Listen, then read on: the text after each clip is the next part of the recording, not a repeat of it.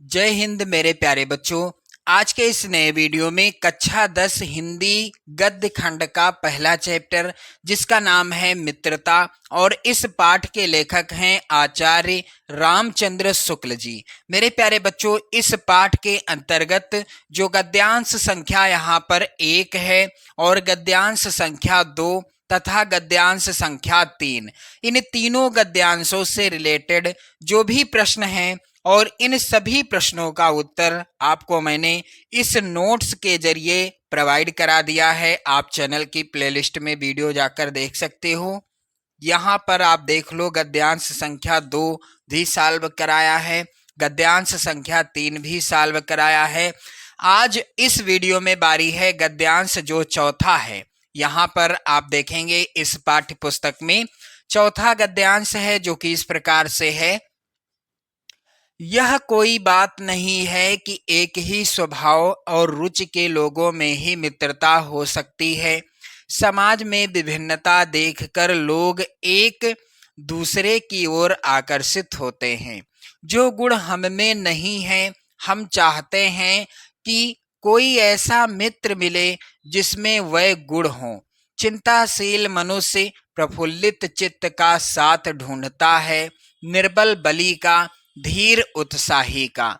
उच्च आकांक्षा वाला चंद्रगुप्त युक्ति और उपाय के लिए चाणक्य का मुंह ताकता था। नीति विशारद अकबर मन बहलाने के लिए बीरबल की ओर देखता था। मेरे प्यारे बच्चों, ये है गद्यांश। अब इस गद्यांश का पहला प्रश्न, उपर्युक्त गद्यांश का संदर्भ लिखिए। कैसे लिखना है आप सभी को? सबसे पहले आप गद्यांश के शुरुआत के और गद्यांश के लास्ट के शब्द लिखेंगे। यहाँ पर आप लोग बिल्कुल अच्छे से समझिएगा। इसके बाद संदर्भ आपको लिखना है इस तरह से। प्रस्तुत गद्यांश हमारी पाठ्य पुस्तक हिंदी के गद्य खंड में संकलित एवं आचार्य रामचंद्र शुक्ल जी द्वारा लिखित मित्रता नामक निबंध से उद्धृत है। इस तरह से संदर्भ लिखा जाएगा। अब दूसरा प्रश्न है गद्यांश का कि गद्यांश के रेखांकित अंश की व्याख्या कीजिए। गद्यांश का रेखांकित अंश क्या है? यह कोई बात नहीं है कि एक ही स्वभाव और रुचि के लोगों में ही मित्रता हो सकती है। समाज में विभिन्नता देखकर लोग एक दूसरे की ओर आकर्षित होते हैं। मेरे प्यारे बच्चों, इसकी जो है रेखांकित अंश की व्याख्या क्या हो जाएगी? इस तरह से आपको रेखांकित अंश की व्याख्या हेडिंग डाल देना है और क्या लिखना है? शुक्ल जी कहते हैं कि मित्रता के लिए स्वभाव और समान रुचि वालों में ही परस्पर मित्रता हो सकती है। यह धारणा उचित नहीं है। विपरीत स्वभाव और विपरीत रुचि की समरूपता आवश्यक नहीं होती है। कुछ लोग सोचते हैं कि समान स्वभाव और समान रुचि रखने वालों में ही परस्पर मित्रता हो सकती है। यह धारणा उचित नहीं है। विपरीत स्वभाव और विपरीत रुचि रखने वालों में भी घनिष्ठ मित्रता हो सकती है। लोग विभिन्नता देखकर भी परस्पर आकर्षित होते हैं। इसका कारण अभाव है। जैसे दुर्बल व्यक्ति उत्साही बलवान की तरफ, दुखी व्यक्ति प्रसन्नचित्त व्यक्ति की तरफ आकर्षित होता है। तो रेखांकित अंश की व्याख्या ये हो गई। अब चलिए गद्यांश का अगला प्रश्न यहाँ पर है। लेखक के अनुसार समाज में विभिन्नता देखकर लोग एक दूसरे की ओर क्यों आकर्षित होते हैं? तो चलिए इसका उत्तर क्या हो जाएगा? मेरे प्यारे बच्चों, लेखक के अनुसार समाज में विभिन्नता देखकर अपने अभावों को भरने के लिए, यानी जो उसके अंदर अभाव हैं, किसी व्यक्ति के अंदर जो भी अभाव हैं, जो कमियां हैं, उन कमियों को भरने के लिए विपरीत गुणों की तरफ लोग आकर्षित होते हैं। जैसे निर्बल व्यक्ति बलवान की तरफ आकर्षित होता है, दुखी व्यक्ति प्रसन्नचित्त व्यक्ति की तरफ और अज्ञानी व्यक्ति ज्ञानी व्यक्ति की तरफ आकर्षित होता है। कृष्ण और सुदामा की मित्रता, चाणक्य और चंद्रगुप्त की मित्रता इतिहास प्रसिद्ध है।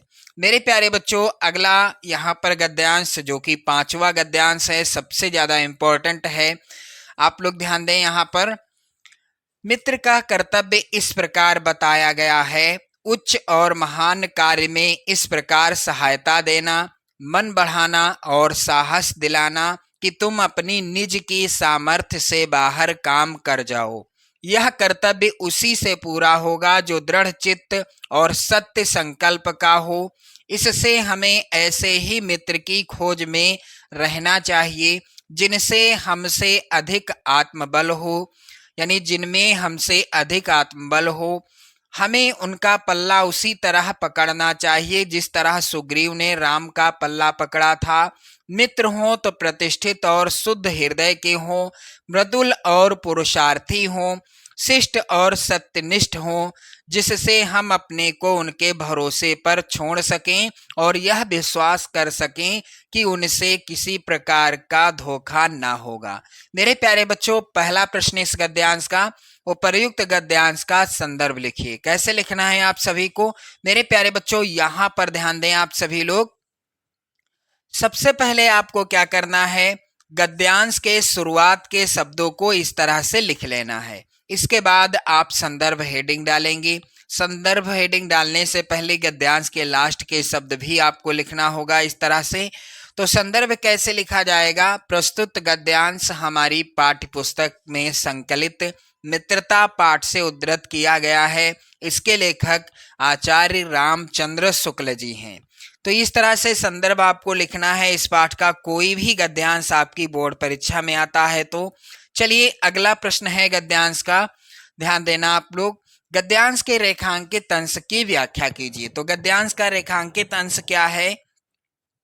यह कर्तव्य उसी से पूरा होगा जो दृढ़ चित्त और सत्य संकल्प का हो।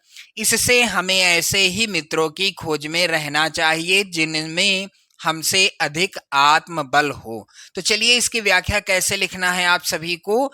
रेखांकित अंश की व्याख्या आप हेडिंग डाल दीजिएगा। और कैसे लिखना है? शुक्ल जी कहते हैं कि एक सच्चा मित्र अपने मित्र की अच्छे एवं महान कार्यों को करने में इस प्रकार सहायता करता है कि वह साहस और दृढ़ संकल्प के बल पर अपने सामर्थ्य से भी अधिक कार्य कर जाता है। किंतु ऐसे मित्र सरलता से नहीं मिलते हैं। ऐसा कार्य वही व्यक्ति कर सकता है जिसका मन शक्तिशाली हो और जो स्वभाव का दृढ़ निश्चयी हो। शक्तिशाली मन और सत्य मार्ग पर चलने वाला व्यक्ति ही संकट आने पर अपने मित्र की सहायता कर सकता है। तो ये हो गई रेखांकित अंश की व्याख्या। चलिए मेरे प्यारे बच्चों, अगला प्रश्न है इस गद्यांश का, हमें कैसे मित्रों की खोज में रहना चाहिए? हमें कैसे मित्रों की खोज में रहना चाहिए? तो इसका उत्तर कैसे लिखना है आप सभी को? हमें ऐसे मित्रों की खोज करनी चाहिए जो आत्मबली, स्वभाव से दृढ़ निश्चयी, सत्य मार्ग का अनुगमन करने वाला हो। ऐसा व्यक्ति ही निष्कपट, सभ्य, परिश्रमी और सत्यनिष्ठ मित्र होता है। मेरे प्यारे बच्चों, अगला गद्यांश, और ये गद्यांश हर बार बोर्ड परीक्षा में भी पूछा जाता है। क्या है गद्यांश? कुसंग का ज्वर सबसे भयानक होता है। यह केवल नीति और सद्वृत्ति का ही नाश नहीं करता बल्कि बुद्धि का भी क्षय करता है। किसका? बुद्धि का भी क्षय करता है। मेरे प्यारे बच्चों, किसी युवा पुरुष की संगत यदि बुरी होगी तो वह उसके पैरों में बंधी चक्की के समान होगी जो उसे दिन दिन अवनति के गड्ढे में गिराती जाएगी, और यदि अच्छी होगी तो सहारा देने वाली सुदृढ़ बाहु के समान होगी जो उसे निरंतर उन्नति की ओर उठाती जाएगी। इस गद्यांश का पहला प्रश्न, उपर्युक्त गद्यांश का संदर्भ लिखिए। कैसे लिखना है आप सभी को इसका संदर्भ? सबसे पहले आप क्या करेंगे, गद्यांश के शुरुआत के और गद्यांश के लास्ट के शब्दों को इस तरह से लिख लेना है, डैश डैश करके। इसके बाद संदर्भ आपको लिखना है। प्रस्तुत गद्यांश हमारी पाठ्य पुस्तक में संकलित मित्रता पाठ से उद्धृत किया गया है। इसके लेखक आचार्य रामचंद्र शुक्ल जी हैं। मेरे प्यारे बच्चों, अब दूसरा प्रश्न है गद्यांश का, रेखांकित अंश की व्याख्या कीजिए। तो रेखांकित अंश क्या है, यहां पर ध्यान देना। गद्यांश में रेखांकित अंश है यहां से, कुशंग का ज्वर सबसे भयानक होता है। यह केवल नीति और सद्वृत्ति का ही नाश नहीं करता बल्कि बुद्धि का भी क्षय करता है। किसी युवा पुरुष की संगति यदि बुरी होगी तो वह उसके पैरों में बंधी चक्की के समान होगी, जो उसे दिन दिन अवनति के गड्ढे में गिराती जाएगी। तो मेरे प्यारे बच्चों, इसकी व्याख्या क्या होगी? रेखांकित अंश की व्याख्या आप हेडिंग डाल देंगे। और कैसे लिखना है आप सभी को?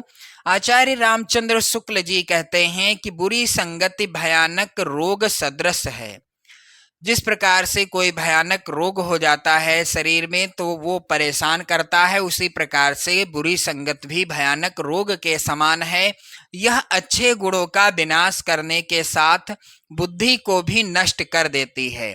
यदि किसी युवक की संगत बुरी हो गई तो वह पत्थर की चक्की की भांति उसके पैरों में बंध जाती है, वह गतिहीन हो जाता है, उसकी बुद्धि नष्ट हो जाती है, वह दिन प्रतिदिन विनाश के गर्त में गिरता चला जाता है। किंतु यदि अच्छी संगत मिल जाए तो बुरी संगत में पड़ा व्यक्ति गर्त से निकलकर सारी बुराइयों से मुक्त होकर प्रगति के पथ पर चलने लगता है। तो ये हो गई रेखांकित अंश की व्याख्या। अगला प्रश्न है यहाँ पर, कुशंग का क्या प्रभाव होता है, या कुशंग का प्रभाव व्यक्ति के जीवन पर किस प्रकार पड़ता है, या युवा पुरुष की संगति यदि बुरी होगी तो उसका क्या परिणाम होगा। इन सभी प्रश्नों का उत्तर यहाँ पर आप देख लीजिए। कुसंगति का प्रभाव, कुसंगति का प्रभाव विनाशकारी होता है। दुष्टों की संगत में पड़ा व्यक्ति अपनी बुद्धि आचरण से छीड़ होता हुआ अच्छे बुरे उचित अनुचित की समझ को खो देता है। धीरे धीरे पतन के अंधकार भरे गर्त में गिरकर नष्ट हो जाता है। चलिए अगला प्रश्न है यहाँ पर, कुसंग और अच्छी संगत में क्या अंतर है। तो मेरे प्यारे बच्चों यहाँ पर ध्यान देना, कुसंग पैरों में बंधी चक्की के समान, किंतु अच्छी संगति सहारा देने वाली बाहु के समान होती है। ये हो गया इस प्रश्न का उत्तर। चलिए अगला गद्यांश है, यहाँ पर आप लोग ध्यान दीजिएगा।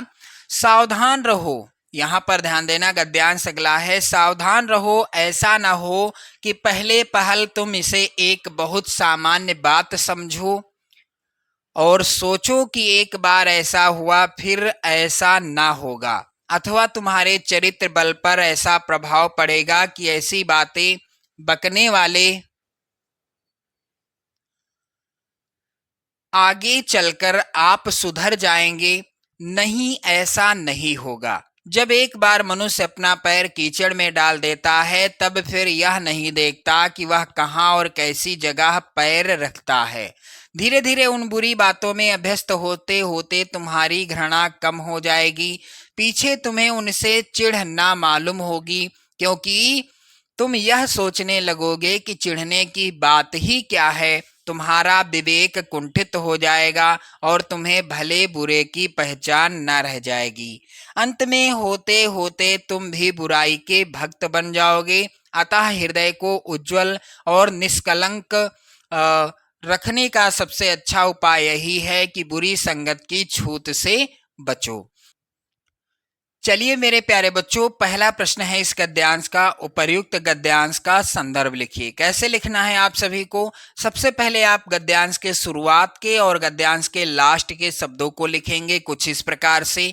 यहाँ पर ध्यान दें, गद्यांश के शुरुआत के शब्द और इस तरह से डैश डैश कर देना है, लास्ट के शब्द लिख देना है। इसके बाद संदर्भ आपको लिखना है क्या?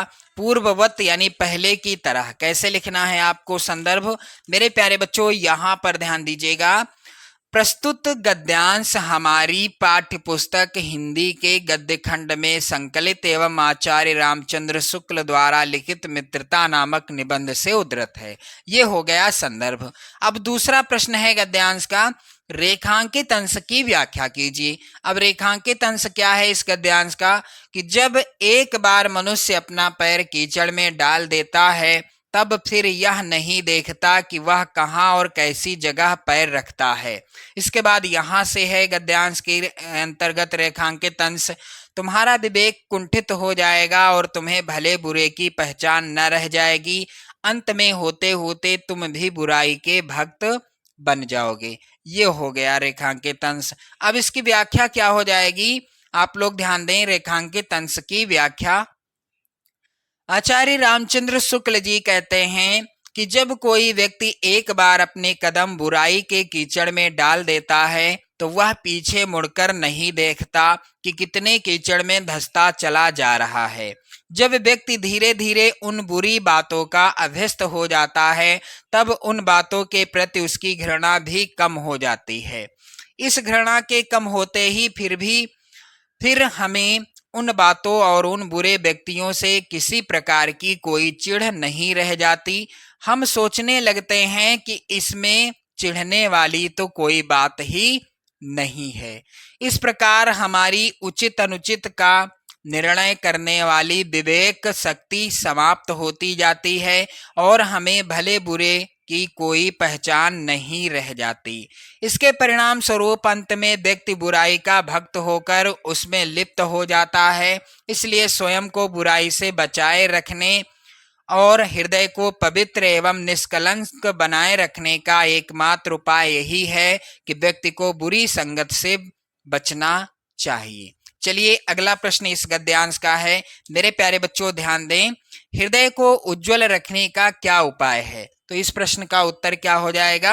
हृदय को उज्जवल रखने का सरल उपाय सज्जनों की संगति है। यदि हम अपने हृदय को स्वच्छ निर्मल रखेंगे, बुरी संगत को भयानक छूत की बीमारी समझकर उससे दूर रहेंगे तो हमारा हृदय सदैव उज्जवल रहेगा। ये हो गया इस प्रश्न का उत्तर। चलिए अगला और अंतिम गद्यांश है मेरे प्यारे बच्चों। बहुत से लोग ऐसे होते हैं जिनके घड़ी भर के साथ से बुद्धि भ्रष्ट हो जाती है, क्योंकि उतने ही बीच में ऐसी बातें कही जाती हैं जो कानों में ना पड़नी चाहिए। चित्त पर ऐसे प्रभाव पड़ते हैं जिससे उसकी पवित्रता का नाश होता है। बुराई अटल भाव धारण करके बैठती है। बुरी बातें हमारी धारणा में बहुत दिनों तक टिकती हैं। मेरे प्यारे बच्चों, इस प्रश्न का यानी इस गद्यांश का पहला प्रश्न है, उपर्युक्त गद्यांश का संदर्भ लिखिए। कैसे लिखना है आप सभी को? सबसे पहले आप शुरुआत के शब्द लिखेंगे गद्यांश के और इस तरह से डैश डैश कर देंगे, लास्ट के शब्द लिखेंगे। संदर्भ कैसे लिखा जाएगा? प्रस्तुत गद्यांश हमारी पाठ्य पुस्तक हिंदी के गद्य खंड में संकलित एवं आचार्य रामचंद्र शुक्ल द्वारा लिखित मित्रता नामक निबंध से उद्धृत है या उत्तरित है। ये हो गया संदर्भ। अब मेरे प्यारे बच्चों, यहाँ पर दूसरा प्रश्न है गद्यांश का, कह रहा है रेखांकित अंश की व्याख्या कीजिए। तो रेखांकित अंश क्या है? बहुत से लोग ऐसे होते हैं जिनके घड़ी भर के साथ से बुद्धि भ्रष्ट हो जाती है, क्योंकि उतने ही बीच में ऐसी ऐसी बातें कही जाती हैं जो कानों में ना पड़नी चाहिए। चित्त पर ऐसे प्रभाव पड़ते हैं जिससे उसकी पवित्रता का नाश होता है। ये है रेखांकित अंश। अब रेखांकित अंश की व्याख्या इस तरह से हेडिंग डाल देना आप लोग, और व्याख्या क्या हो जाएगी? आचार्य शुक्ल जी कहते हैं कि मानव मन पर बुरी बातों का प्रभाव बहुत जल्दी पड़ता है। बुरी संगति सदैव व्यक्ति की उन्नति में बाधक होती है। समाज में अनेक ऐसे लोग होते हैं जिनका कुछ देर तक रहता है। कुछ लोग थोड़ी ही देर में ऐसी ऐसी घिनौनी बातें कह डालते हैं जो सामान्य व्यक्ति के कहने या सुनने योग्य नहीं होती। उनकी बातें सामान्य व्यक्ति की बुद्धि को भी भ्रष्ट कर देती हैं और मन की पवित्रता को भी नष्ट कर देती हैं, तथा हमारे मन में भी बुरे विचार पनपने लगते हैं। यह मानव मन का स्वभाव है कि बुरी बातों का प्रभाव अच्छी बातों की अपेक्षा जल्दी होता है। कभी कभी तो यह प्रभाव अस्थायी रूप से मन मस्तिष्क पर छा जाता है और बहुत दिनों तक वही बातें कानों में गूंजती रहती हैं। बुरी संगत के शीघ्र होने वाले प्रभाव को बताते हुए शुक्ल जी कहते हैं कि भद्दे व अश्लील गीत जितनी जल्दी व्यक्ति की जुबान पर चढ़ जाते हैं, उतनी जल्दी कोई लाभदायक या गंभीर बात याद नहीं होती। अतः अपने चरित्र व व्यक्तित्व को निखारने के लिए हमें सदैव अच्छी संगत ही करनी चाहिए और दुर्गुणों से सदैव बचना चाहिए।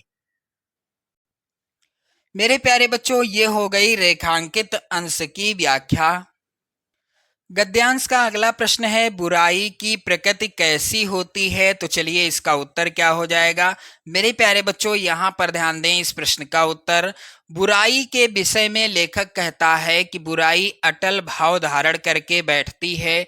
बुरी बातें हमारी धारणा में बहुत दिनों तक टिकती हैं। तो ये हो गया इस प्रश्न का उत्तर। इस तरह से आपने देखा मित्रता शीर्षक पाठ के सभी गद्यांशों पर आधारित प्रश्नों का उत्तर नोट्स के जरिए। आप लोग चैनल के साथ बने रहें, वीडियो को लाइक शेयर कर दें। जय हिंद।